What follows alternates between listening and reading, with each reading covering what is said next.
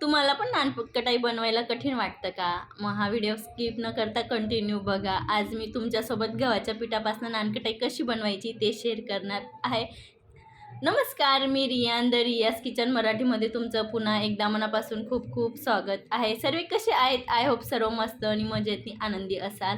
आज मी तुमच्यासोबत अगदी हेल्दी रेसिपी शेअर करणार आहे. गव्हाच्या पिठापासून नानकटाई कशी बनवायची आणि भरपूर जणांना कढई किंवा ओव्हन मध्ये नानकटाई कशी बनवायची ते माहिती असेल, पण आज तुम्हाला मी इडली पात्रात नानकटाई कशी बनवायची ते दाखवणार आहे. चला मग वेळ घालवता आपण रेसिपीला सुरुवात करूया. तुम्ही पण व्हिडिओ न स्किप करता कंटिन्यू बघत राहा.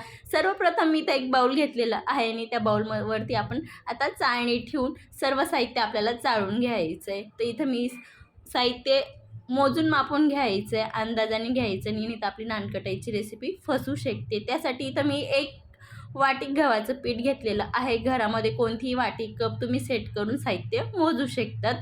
तर इथं मी गव्हाच्या पिठाला चाळून घेतलेलं आहे. बघू शकतात वरती अगदी थोडं जाडसर राहतं किंवा गाठी वगैरे राहतात ते वरतीच राहतं आणि पिठाचं टेक्स्चर एकदम हलकं होतं. मी एक वाटी गव्हाचं पीठ घेतलेलं आहे. त्यासाठी इथं मी अर्धी वाटी बेसन घेते. तर बेसन पीठ पण आपल्याला चाळून घ्यायचे. आणि इथं मी ब्रेकफास्ट टेबलस्पूननी इथं 2 टेबलस्पून इथं मी रवा घेते. बघू शकतात रवा अगदी जाड पण नाही, बारीक पण नाही, मीडियम आहे.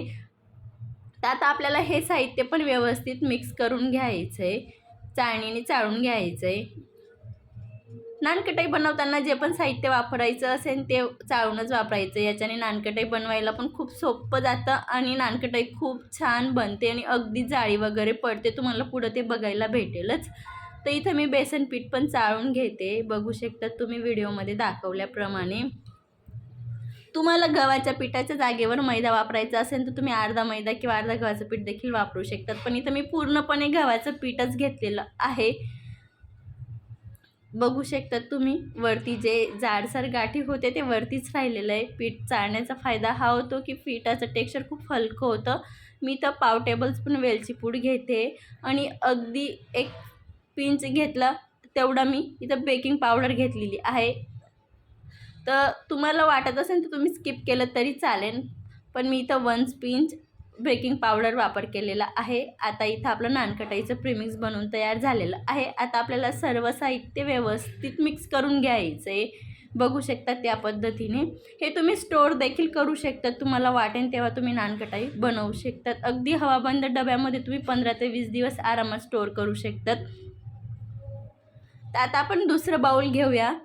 थोडं पसरटच भांडं घ्यायचं आहे जेणेकरून आपल्याला मिक्स करायला खूप छान पडेल. तर इथं मी 1 वाटी गव्हाचं पीठ घेतलेलं आहे. तर त्यासाठी मी इथं अर्धी वाटी साजूक तूप घेते. याच्या जागेवर तुम्ही बटर किंवा डारला तूप देखील घेऊ शकतात किंवा अर्धं तूप अर्धं तेल देखील घेऊ शकतात तुमच्या आवडीनुसार. पण इथं मी अर्धी वाटी साजूक तूप वापर करते आणि अर्धी वाटी इथं मी पिठी साखर घेते.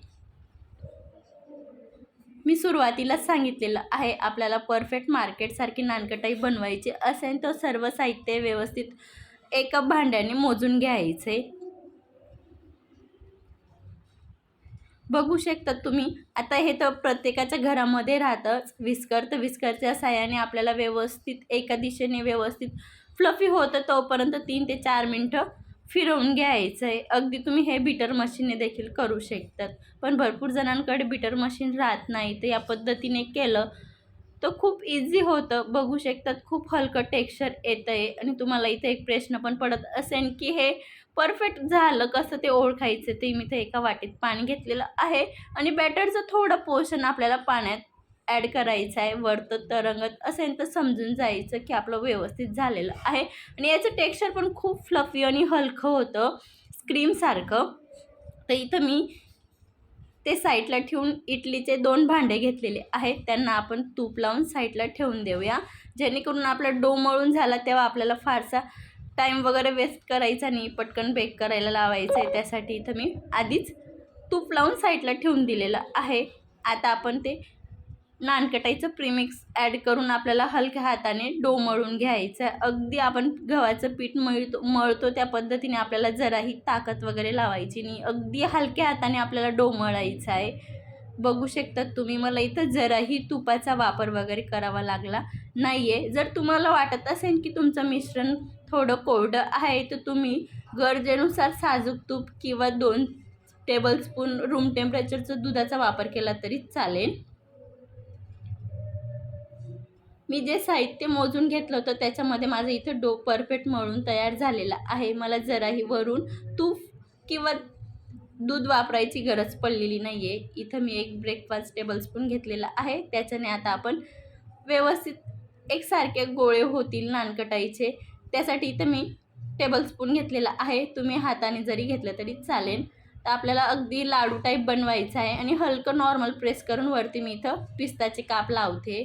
तुम्ही तुमच्या आवडीनुसार ड्रायफ्रूट्स किंवा असंही बनवलं तरी चालेल, खूप छान होतं. मी परत तुम्हाला अजून एक नानकटाई बनवून दाखवते. आपल्याला एक पोर्शन घ्यायचं आहे, अगदी 1 टेबलस्पून इतका, आणि आपल्याला लाडू बनवायचा आहे आणि हलक्या हाताने प्रेस करायचं आहे आणि थोडे पिस्ताचे काप लावायचे. बघू शकता त्या पद्धतीने मी इथं सर्व नानकटाई असेच बनवून घेते. बघू शकता तुम्ही, दोघं भांड्यांमध्ये मावळे एवढे बनवलेले आहेत मी. जर तुमचं जास्त असेल तर इडली पात्रेला 3 किंवा 3पेक्षा जास्तही भांडे येतात. तुम्ही सर्व भांड्यांचा इथं वापर करू शकतात, पण मी इथं 2च भांड्यांचा वापर केलेला आहे. तर इथं मी 30 मिनिटासाठी बेक करण्यासाठी लावलेलं होतं, बघू शकतात तुम्ही, आणि 10 मिनिटासाठी पहिलेच नमक भांड्यामध्ये गरम करण्यासाठी ठेवलेलं होतं. 30 मिनिट नंतर बघू शकता तिथं आपली नानकटाई बनवून तयार झालेली आहे. अगदी खालची बाजू जराही जळली वगैरे नाही आहे आणि अगदी आतून खूप जाळी पडलेली. बघू शकता तिथं आपली नानकटाई अगदी सॉफ्ट आणि माउंट आणि मेल्ट झालेली आहे. मी तुम्हाला तोडून देखील दाखवू शकते. मी आतमध्ये बघू शकतात किती छान जाळी झालेली आहे. ओव्हन न वापरता गव्हाच्या पिठापासून मार्केटसारखी नानकटाई पात्रात देखील बनवू शकतात. आजची रेसिपी कशी वाटली कमेंटमध्ये नक्की सांगा. अशाच एक छानशा रेसिपीसोबत भेटूया. तोपर्यंत मस्त खा, स्वस्त राहा, सर्वात महत्त्वाचं आनंदी राहा. पुन्हा भेटूया. तोपर्यंत धन्यवाद.